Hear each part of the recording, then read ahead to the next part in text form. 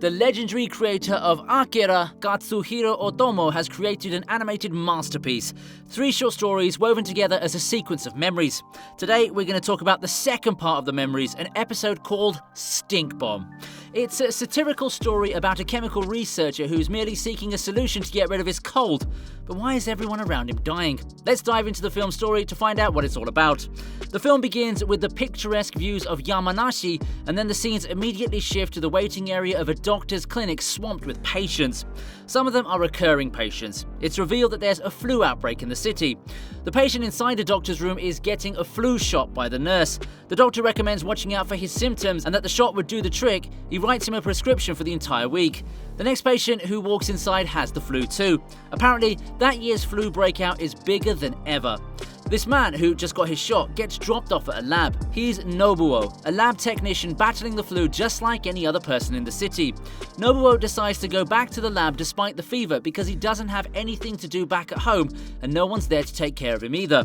Nobuo's colleague warns that he might set off the biocon alarm if he sneezes too much and suggests testing out the company's over-the-counter cold medication. Maybe take them all at once. Nobuo has been taking them, but they're not helping. Another colleague suggests he should try the new medication the company's working on since its samples are present at the chief's desk.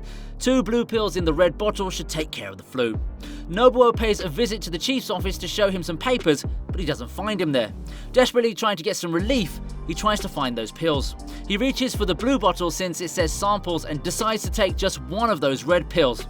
Yeah, you may have taken the wrong ones. 2 girls are having a chat when they smell something like perfume. The chief comes out of his office into the hall and starts yelling. He's found out that someone has stolen the red pills. The same colleague who suggested Nobuo take the pills ended up revealing that Nobuo went inside the office and took some of the samples. Upon hearing this, the chief gets even more furious and asks where Nobuo is. They say that he wasn't feeling well, so he went to the reception to take a nap. The chief reveals that it wasn't fever medication and rushes to the reception to see how Nobuo is doing. Now, others can smell something unusual too. Nobuo wakes up from a slumber feeling refreshed and notices like it's morning and nobody woke him up. He steps into the hallway to check and finds one of the girls sleeping on a desk. Oh no, it looks like she's dead. And it's not just her, everyone in the lab is dead, even the rats in the cages. Panicked by the sight, he calls an ambulance.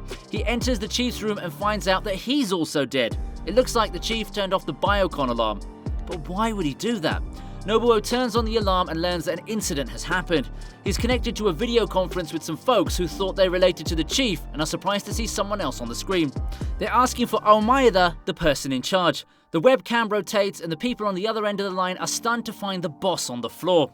Nobuo tells the man that everyone in the facility has ended up like this and he's not quite sure when all of this happened and for how long.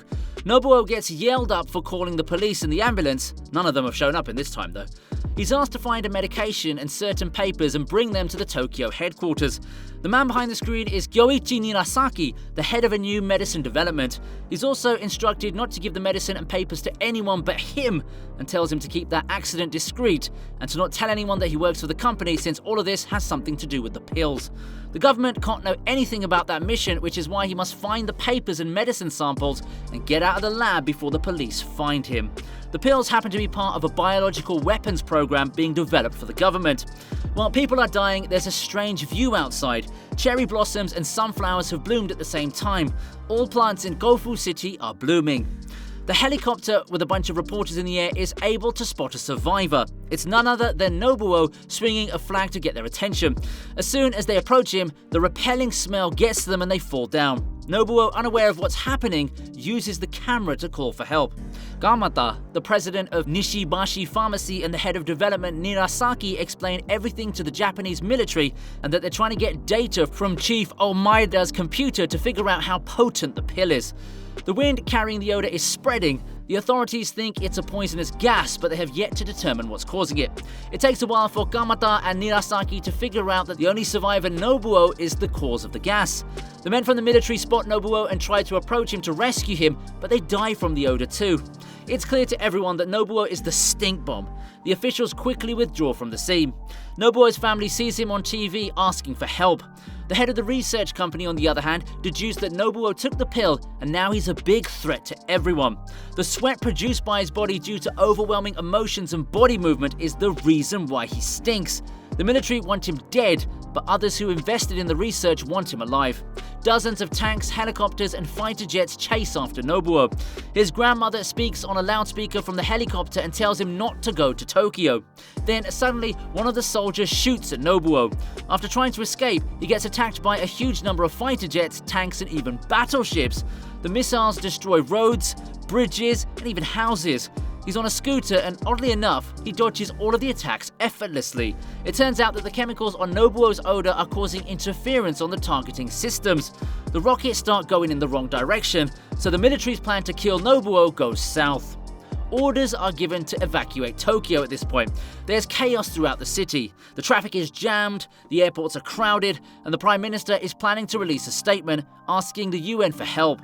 Gamata and Nirasaki are ordered to escape from the scene. The US military, who've been watching the situation up to this point, takes over the mission and sends in a NASA squad of 3 soldiers in superpowered spacesuits to try to catch Nobuo, who they want alive. NASA's latest spacesuit is a prototype which can repel electromagnetic radiation and can help capture Nobuo alive. Nobuo's scooter's given up and he can't figure out why he's so hungry all the time. Unaware of the mission, the Japanese army destroys a section of the bridge to prevent Nobu from fleeing, locking him in a tunnel while using liquid nitrogen wind repulsion devices to try to freeze him. Meanwhile, the NASA squad wearing the prototype suits arrive at the scene and try to approach the stink bomb. Nobuo's frightened to see these men, but at this point, he's got nowhere to run.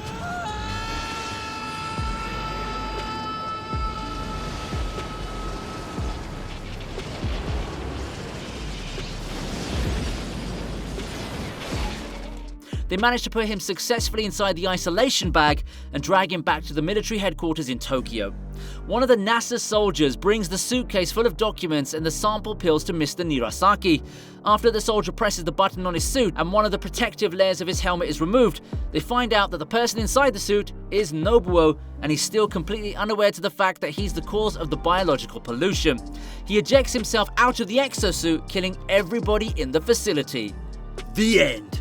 The film left us with so many questions, and we're sure you've got a bunch of them yourself. I mean, how did Nobuo make it all the way into the command center without anybody noticing him? Why didn't they make him take off his costume before letting him in? Or at the very least, remove the tint?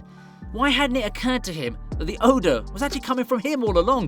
Do you know the story for Stink Bomb is based on an actual event? It may be referring to the Gloria Ramirez incident causing toxic death.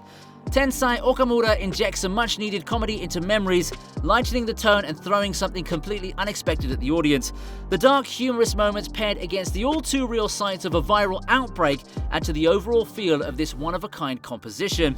The main protagonist's fumbling antics as he thwarts the government and army's advances never get old, and they always contribute to the story's absurdity quotient.